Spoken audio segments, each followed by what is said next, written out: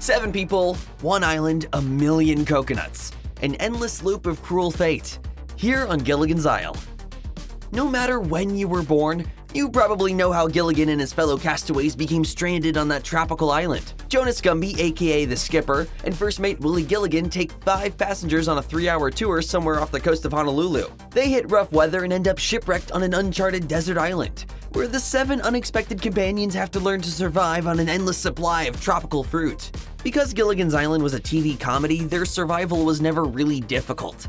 Everyone seemed to have tons of clothes, supplies, and enough to eat. Life actually seemed kind of like a paradise, total isolation notwithstanding. Series creator Sherwood Schwartz said that he intended Gilligan's Island to be an idealized microcosm of a well-functioning American democracy, where people from different classes of society are forced to live together and thrive under extreme circumstances. That didn't mean that it wasn't also a demonstration of endless futility. At the beginning of every episode, an object or person appears on the island, offering the castaways a potential avenue for escape. The professor designs their escape route, and the hearts of the castaways fill with hope.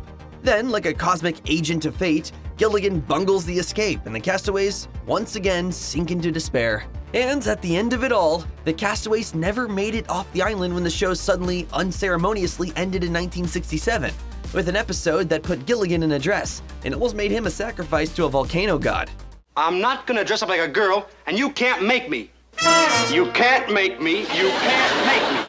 The showrunners assumed Gilligan's Island would be picked up for a 4th season. Instead, it was pulled from CBS's calendar at the last minute to make room for the continuation of Gunsmoke, which was going to be canceled. But Gilligan got the axe because a CBS board member's wife preferred serious westerns to goofy island hijinks. The castaways' escape wouldn't come until a 1978 TV movie. Or would it? Thanks to endless reruns throughout the 70s, the show remained a big hit. Even though Schwartz's series was never a critical success, it was a pretty steady ratings bonanza. It even spawned a short-lived 24-episode animated series, 1974's The New Adventures of Gilligan's Island. By 1978, interest in the fate of the crew was still high, and it would finally be addressed in the 1978 TV movie Rescue from Gilligan's Island. The show's cast returned, except for Tina Louise, who played Ginger. She was notoriously unhappy about her time on the show and was replaced by Judith Baldwin. Rescue catches up with the castaways 15 years later, still stranded on an uncharted island. When a radioactive piece of a satellite lands on the island, the professor converts it into a barometer, only to discover that an island-destroying storm is coming. In a last-ditch effort, the castaways lash their cabins together to create a makeshift sea vessel. They drift out to sea, get spotted by a passing ship, and the castaways are finally rescued. They return to the mainland only to find that a lot has changed after nearly 20 years. And now, everything sucks. Marianne is headed into an unhappy marriage, the professor's teaching is disrupted because of his celebrity, and everyone gets bogged down in signing insurance papers. There are spies following everyone hoping to locate their lost radioactive satellite piece. When the insurance payment finally comes through, the castaways reunite on board the SS Minnow 2 to celebrate. True to form, Gilligan breaks the Minnow's compass, and when it hits bad weather, the tiny ship is tossed. The adventure ends in true horror movie fashion, with the castaways landing back on the exact same island, stranded once again. Oh no! The same island! Rescue from Gilligan's Island was popular enough to get a 1979 sequel called The Castaways on Gilligan's Island. The storm from the previous TV movie has uncovered a secret US Army airport hangar that the castaways just missed for 15 years. So the professor builds a working plane to return to civilization once again. Gilligan ends up falling out of the plane, forcing the castaways to land back on the island. But their flight gets the attention of the US Navy.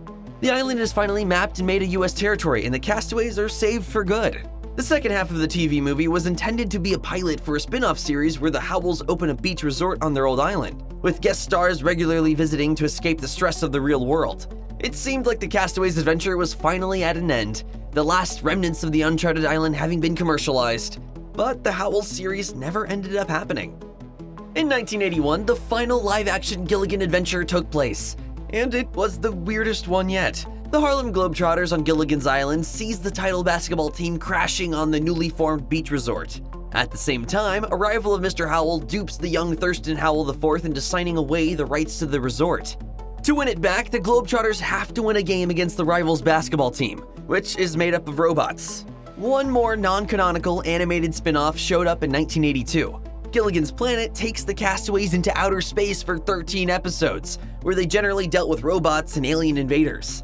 That still wasn't the last anyone heard from the castaways. There was a 1987 guest spot on the sitcom Alf during a dream sequence, where the skipper, Gilligan, the professor, and Marianne returned to lament their aging bodies and endless boredom. The rest of the cast declined to return. In 1992, another dream sequence on Baywatch brought Gilligan and Marianne back to TV screens. Gilligan and Marianne! And that still wasn't the last time. In 1997, the professor, Gilligan, and Marianne once again encountered aliens when they appeared as castaways who'd been stranded for 35 years in an episode of the short-lived CBS comedy Me Go. The series was canceled in the United States before it even ran its full 13 episodes, and it's left uncertain if their island resort has once again crumbled into a peaceful but unrelenting purgatory. But as far as the Gilligan multiverse goes, let's just assume that the castaways made it home safe and sound for boring American lives.